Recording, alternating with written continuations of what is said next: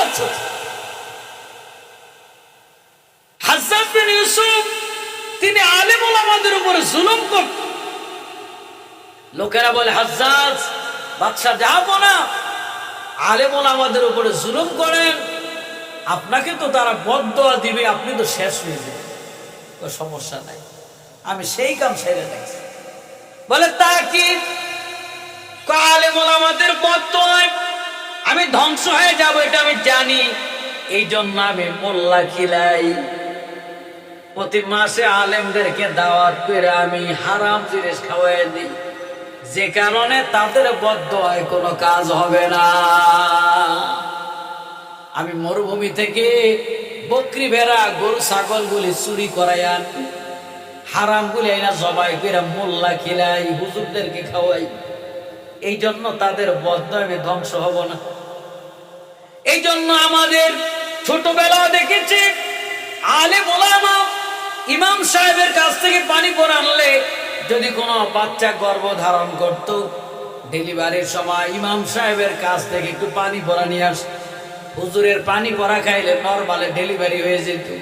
আমার মা চাষিদের 7 জন 10 জন বাচ্চা হয়েছে, কিছু হয় নাই। আর এখন 2 জন হইলে শীতে পড়ে যায়, কারণ হুজুরের পানি পড়া খাইলে কুমিল্লাও কাম হয় না, ঢাকা পর্যন্ত নেওয়া লাগে। কারণ হুজুরের ফুয়ের তাসির নষ্ট হয়ে গেছে, কারণ হুজুরে খায় ঢালাওভাবে সব ঘরে, খাইবে না করবে কি? না খাইলে হুজুরের ইমামতি থাকে। কথা বুঝেন নাই? আর হুজুর যদি কয় আপনার ঘরে টিভি আছে, আপনি সুদ খান, আপনার ঘরে খাবো না, তাইলে হুজুরের পিছে লাগছে, হুজুর কেমনে থাকেন দেখে দেও।